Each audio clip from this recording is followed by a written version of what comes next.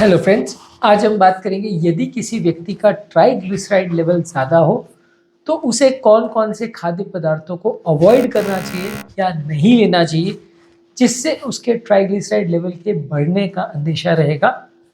ये जानना और समझना काफ़ी लोगों के लिए ज़रूरी है क्योंकि जब कभी लोगों का ट्राइग्लिसराइड लेवल ज़्यादा आता है तो कई बार हम लोगों को दवाई लेने को मना करते हैं, दवाई मत लीजिए क्योंकि ऑब्वियसली दवाई लाइफ लॉन्ग चलती है।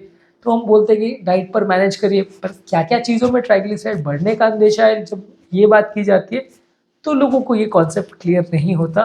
ज़्यादातर लोग खाली तेल घी को रिस्ट्रिक्ट करते हैं और उससे उनको लगता है कि सब कम हो जाएगा, प्रॉब्लम नहीं आएगी। लेकिन इस बात को भी जानना और समझना ज़रूरी है कि बहुत सारे मिठाई या बहुत सारे कार्बोहाइड्रेट्स को भी बॉडी ट्राइग्लिसराइड में कन्वर्ट कर लेती है, इसलिए ये सारी चीज़ों को भी अवॉइड करना आवश्यक है। नहीं तो आप सिर्फ अगर तेल को रेस्ट्रिक्ट करेंगे तो ट्राइग्लिसराइड्स में फ़र्क उतना नहीं पड़ेगा।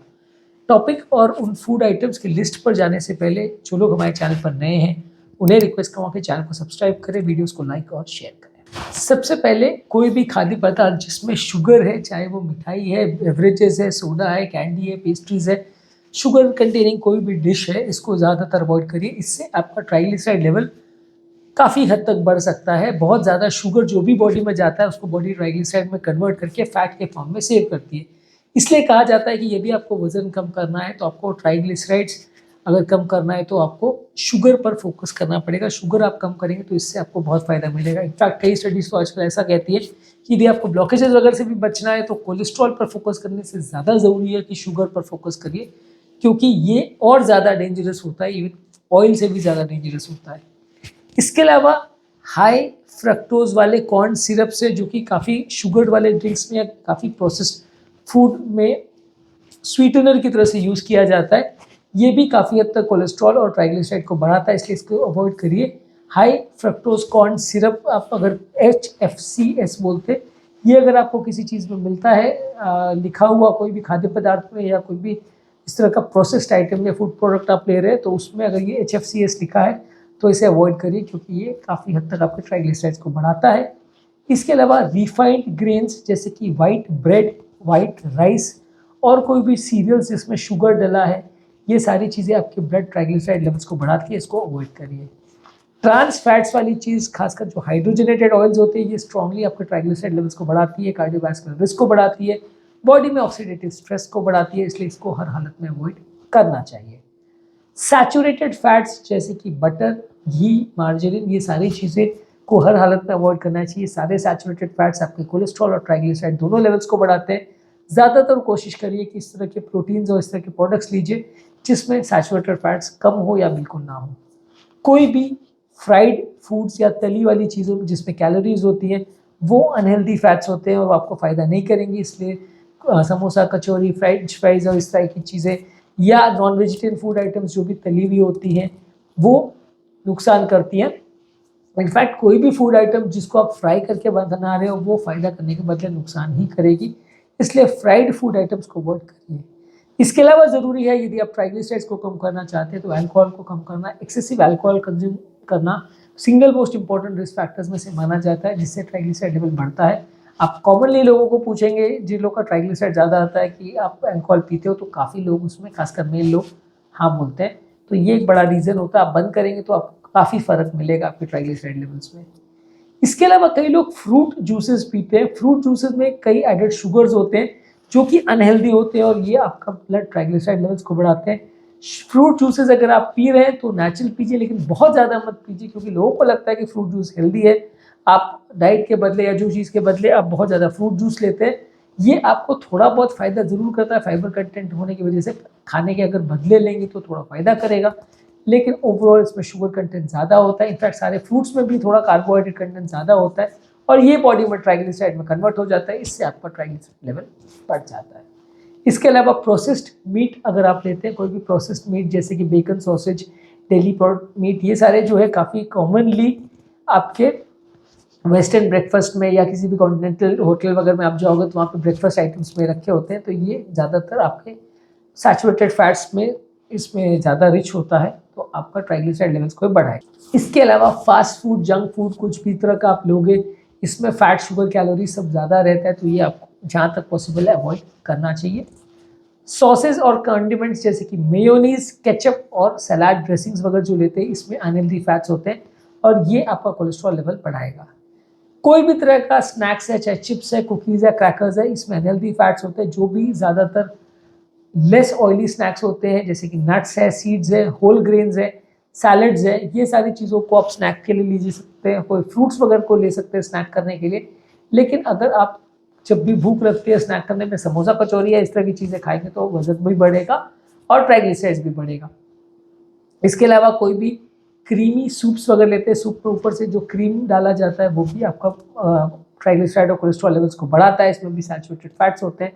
कोई भी चीज़ जिसमें आप क्रीम डालते हैं, फुल क्रीम मिल्क है या फुल क्रीम सूप है या जो भी है, वो नुकसान करेगा।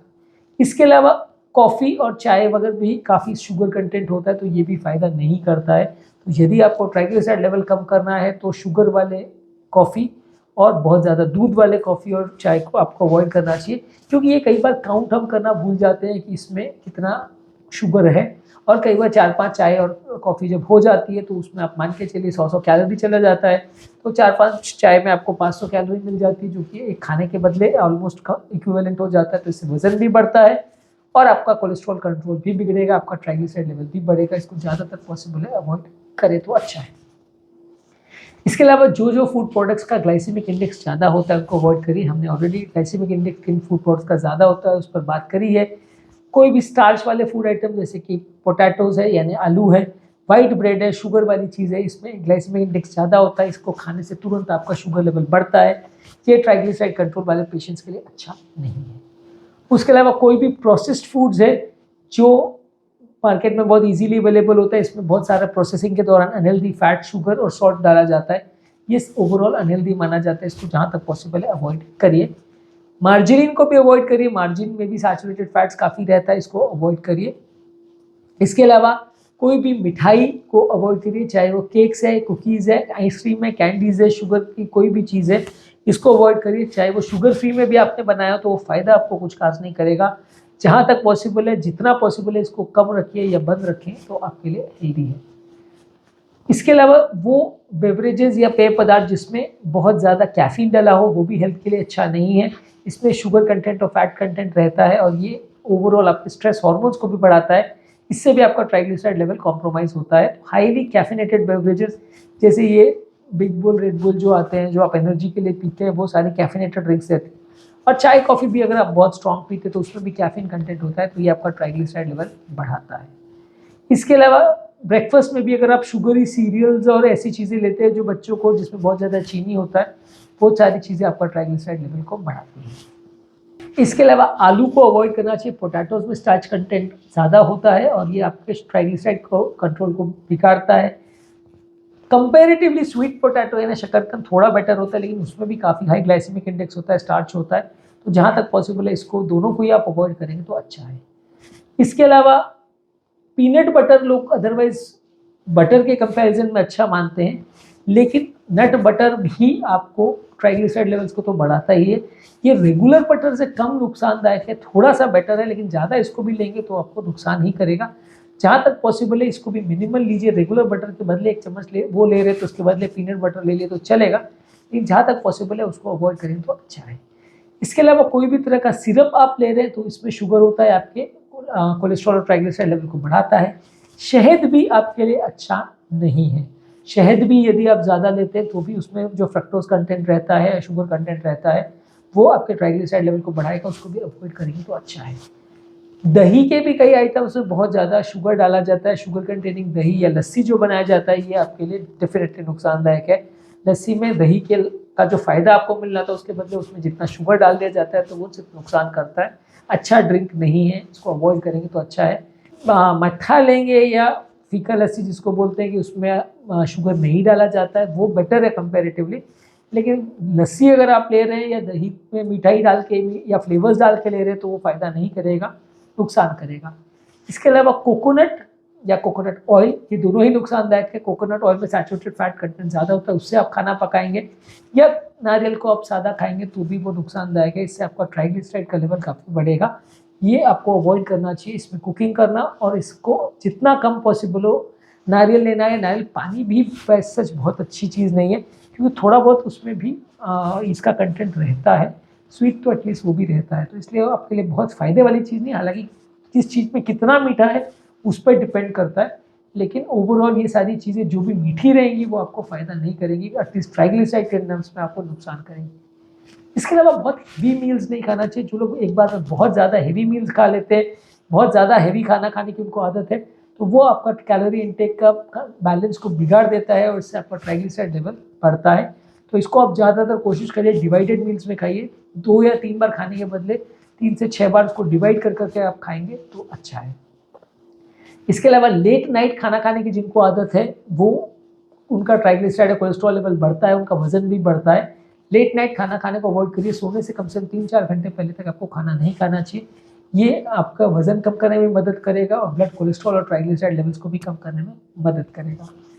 इसके अलावा कुछ केचप्स, स्वीट्स है, सलाद ड्रेसिंग्स है, बारबेक्यू सॉस वगैरह है जिसमें आप ऊपर से शुगर भी डला हुआ होता है, या कोई कॉकटेल्स मॉकटेल्स जो ड्रिंक्स वगैरह आपको मिलती है इसमें भी शुगर रहता है, ये सारी चीज़ें ही आपके लिए अच्छी नहीं है।